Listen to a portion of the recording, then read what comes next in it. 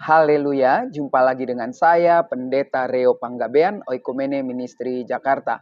Apa kabar saudara? Saya berharap saudara selalu berada dalam keadaan baik, sehat, penuh semangat, dan never give up. Jangan pernah menyerah. Kebenaran firman Tuhan hari ini terambil dari satu bagian di mana Tuhan Yesus mengajar para murid atau orang-orang yang ada di sekitarnya yang selalu mengikuti dia dalam perjalanan maupun para ahli Taurat, imam-imam, orang-orang yang mengerti firman Tuhan waktu itu juga mencari-cari kesalahan pada saat Yesus mengajar. Tetapi dia tetap konsisten, Yesus tetap Tuhan dan mengatakan yang sebenarnya.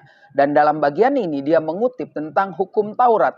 Hukum di mana pada waktu itu orang harus melakukan seimbang. Kalau dia jahat, saya bisa juga membalas dengan kejahatan. Tapi kalau dia baik, saya pun bisa lebih baik.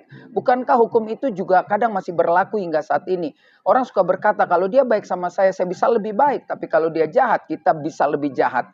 Nah, inilah yang luar biasa yang diajarkan Tuhan Yesus ketika dia hadir menginjakkan kakinya di bumi sebagai Tuhan yang esa. Matius 5 ayat 44 dikatakan begini. Tetapi aku berkata kepadamu, kasihilah musuhmu dan berdoalah bagi mereka yang menganiaya kamu. Perhatikan baik-baik, dikatakan kasihilah musuhmu. Bahkan kita harus berdoa untuk orang-orang yang menganiaya kita. Jadi inilah yang tidak didapat di guru-guru pada waktu itu. Dan mungkin sampai masa kini belum ada orang yang mengajarkan seperti itu. Mungkin kita gagal melakukan itu. Tetapi Yesus tetap konsisten. Hukum-hukumnya, aturan-aturan mainnya itu tertulis di dalam Alkitab bahwa kita harus mengasihi musuh kita. Kita harus berdoa buat orang yang menganiaya kita. Tentu definisi menganiaya banyak sekali saudara ya. Pelecehan, pembunuhan karakter, fitnah, penipuan dan lain sebagainya. Nah yang menarik Tuhan Yesus juga bilang, apa bedanya, apa hebatnya saudara jika saudara melakukan apa yang dilakukan oleh orang dunia. Orang dunia juga melakukan yang baik buat orang yang baik, jahat buat orang yang jahat. Tetapi di dalam kekristenan harus berbeda.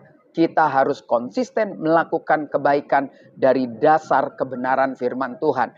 Nah, dikatakan dengan jelas, apabila kamu hanya memberi salam kepada saudaramu saja, apakah lebihnya daripada perbuatan orang lain? Bukankah orang yang tidak mengenal Tuhan pun berbuat demikian? Jadi ditutup dengan kalimat yang menarik. Haruslah kamu sempurna karena Bapamu sempurna.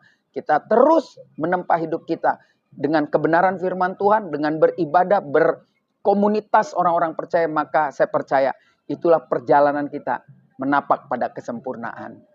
Saya Pendeta Reo Panggabean, Oikumene Ministry Jakarta. Sampai jumpa pada perenungan berikutnya.